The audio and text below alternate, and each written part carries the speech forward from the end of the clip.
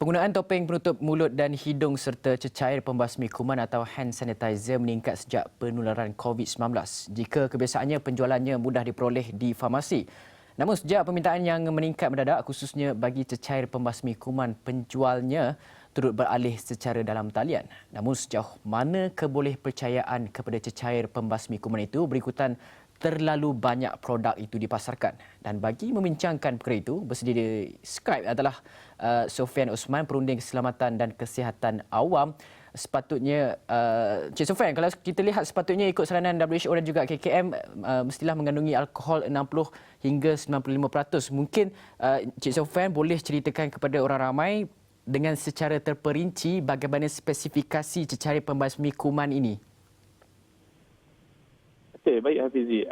Pertama sekali kalau misalnya kita melihat saranan daripada WHO sejak awal lagi wabak COVID-19 ini melanda, mereka memang menyatakan bahawa penggunaan cecair pembasmi kuman yang harus digunakan mesti mengandungi alkohol sekurang-kurangnya 60% sehingga 95%. Ini kerana menurut kajian yang telah dilakukan oleh beberapa pengkaji dan agensi, bagi menangani ataupun menghapuskan virus COVID-19 ini, hanya cecair pembasmi kuman yang mengandungi alkohol sahaja didapati berkesan, selain daripada penggunaan sabun basuh tangan yang biasa. Jadi kalau kita lihat sekarang ini fenomena cecair pembasmi kuman ini menjadi salah satu syarat dalam PKPB atau Perintah Kawalan Pergerakan Bersyarat ini kepada semua peniaga. Bagi mereka untuk meneruskan perniagaan mereka, mereka disyaratkan untuk menyediakan cecair pembasmi kuman ini di premis-premis perniagaan mereka. Jadi persoalan kita timbul, bagaimana mereka memastikan bahawa cecair pembasmi kuman atau hand sanitizer yang disediakan di premis-premis ini adalah menepati saranan yang telah ditetapkan. Kerana apa, Hafizi? Kita lihat di pasaran sekarang banyak cecair pembasmi kuman yang dijual tidak berasaskan alkohol. Ini yang menjadi persoalan kepada kita sekarang. Encik Sofian, ingin juga kita ketahui sekiranya orang ramai ataupun peniaga, contohnya mereka ingin membeli cecair pembasmi kuman itu, apa perkara-perkara yang perlu mereka lihat? Contohnya di labelnya botol itu ke, ataupun ketika selepas mereka telah pun membeli, bagaimana secara pandangan mata kasarnya kita melihat kepada cecair pembasmi kuman itu, adakah kita boleh kenal pasti sama ada ia mematuhi piawai yang ditetapkan oleh WHO dan juga KKM itu? Dari segi mata kasar kita boleh tengok macam warnanya ke, ataupun ketumpatan ataupun cecair itu ke, dari segi baunya ke, macam mana? Okey. Pertama sekali, kita kena tahu bahawa penjualan hand sanitizer ini, kalau saya lihat pada Oktober 2010, bahagian dia panggil bahagian regulatory farmasi negara, sekarang dikenali sebagai NPRA, ataupun dahulunya dikenali sebagai Biro Pengawalan Farmasyutikal Kebangsaan, BPFK. Mereka telah meletakkan bahawa hand sanitizer ini adalah merupakan satu produk yang dikategorikan sebagai produk kosmetik, di mana mengikut undang-undang, iaitu mengikut, kalau saya boleh petik di sini contohnya, Akta Penjualan Dadah 1952, atau ubat iklan dan penjualan contohnya 1956, produk ini perlu satu notifikasi. Apa tu notifikasi? Notifikasi ini adalah satu pengisytiharan oleh syarikat pembuat bahawa mereka patuh kepada peraturan, keperluan dan garis panduan yang telah ditetapkan untuk pengeluaran produk kosmetik. Mereka perlu mengisytiharkan produk mereka ini kepada KKM untuk mendapatkan satu nombor NOT, NOT. Untuk pengetahuan semua, NOT ini bukanlah satu bentuk kelulusan. Sebaliknya, ia merupakan satu satu pengisytiharan tanggungjawab syarikat yang mengeluarkan produk tersebut bahawa produk tersebut telah dikeluarkan mengikut spesifikasi yang telah ditetapkan. Kalau kita semak di laman web NPRA, saya lakukan semakan di laman web NPRA, mereka menyatakan bahawa untuk mendapatkan notifikasi NPRA ini,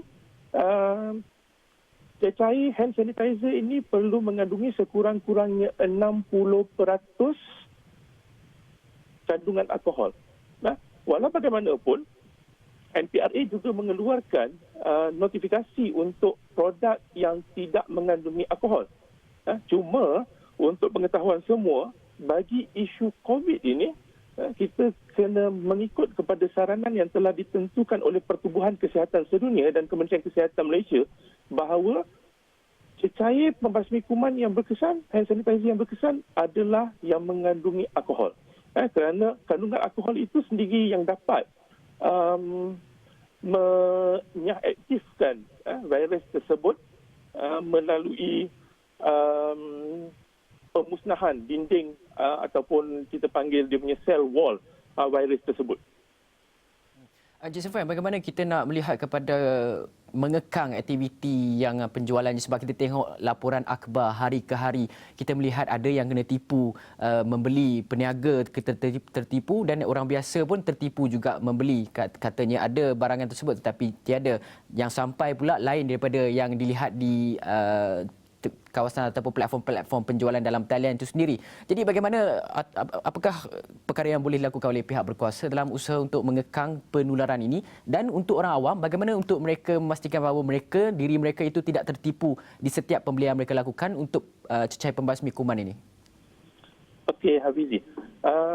Untuk pembelian, saya rasa dia tidak menjadi satu masalah sebab kita boleh lihat, macam saya katakan tadi, bahawa produk ini mengikut